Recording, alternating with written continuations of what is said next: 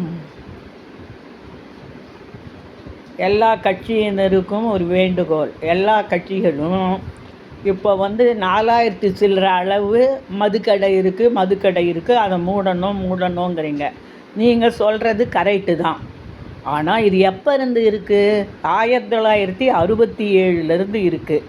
அப்போ இருந்து நீங்கள் ஸ்ட்ரைக் பண்ணி இதெல்லாம் மூடணும்னு இப்போ தினம் சொல்கிற மாதிரி அப்போவே நீங்கள் சொல்லியிருந்தா இந்த மதுக்கடையெல்லாம் இருக்குமா?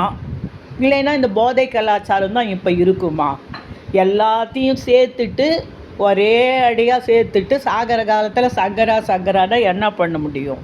கொஞ்சம் கொஞ்சமாக தான். இப்போ தான் 714 கடையை மூடி இருக்காங்க. கொஞ்சம் கொஞ்சமாக அவங்கள மூட சொல்லுங்கள்.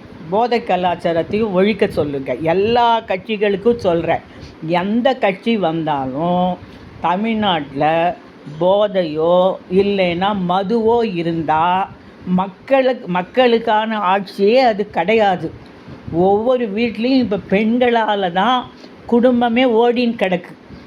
கொஞ்ச நாள் போனால் இனிமேல் 80% குடும்பத்தால் தான் இருக்குது. இன்னும் கொஞ்ச நாள் போனால் குடும்பமே இல்லாத நிலவாகும். அப்படி மக்களுக்காக ஆட்சி செய்கிற நீங்கள் இந்த போதையையும் அந்த மதுவையும் என்னத்துக்கு ஏற்படுத்தி அதனால் எங்களுக்கு என்ன பயன்? சும்மா இலவசமாக கொஞ்சம் கொடுத்துட்டா போருமா? நான் மக்கள் பிரதிநிதியாக தான் எல்லாருக்குமே பேசுகிறேன். ஆட்சி எனக்கும் வயசு 75 முடிஞ்சு போச்சு. இதே மாதிரி இருந்தால் இப்போ இளைய தலைமுறைகள்லாம் எப்படி இருப்பாங்க? எவ்வளோ ஆட்சி வந்தால் என்ன மக்களுக்கு என்ன பண்ணுறீங்க? நீங்கள் மக்களுக்கு பண்ணுறது முதல்ல போதை, அதை விட்டால் மது. அது இப்போ வந்தது கிடையாது, 67லேருந்து ஆரம்பிச்சிருக்கு. அதெல்லாம் யாரும் கேட்காதீங்க, ஒன்றும் பண்ணாதீங்க. அதெல்லாம் கொஞ்சம் கொஞ்சமாக கேட்டு இப்படி தான் இருக்கணும்னு மக்கள் இதுக்கு போராடுங்க. அந்த கட்சி இந்த கட்சின்லாம் சொல்லாதீங்க. எல்லா கட்சியும் மக்களுக்காக பாடுபடுங்க. எங்களுக்காக தான் நீங்களோ வழிய உங்களுக்காக நாங்கள் கிடையாது. நாங்கள் ஒரு 30 வருஷம் 40 வருஷம் சம்பாதிக்கிறோம். ஒரு வீடு வாங்குறதே கஷ்டமாக இருக்குது. ஒரு ஊராட்சி மன்ற தலைவருங்கிறீங்க, ஒரு வருஷத்தில் 2 தெருவுக்குள்ளே வீடு வாங்கிடுறாரு. அது எப்படி? ஒரு அமைச்சரை எடுத்துட்டா அவ்வளோ ஒரு ஆசியா கண்டத்துக்கு சொந்தங்கிறான், ஐரோப்பா கண்டத்துக்கு சொந்தங்கிறான்.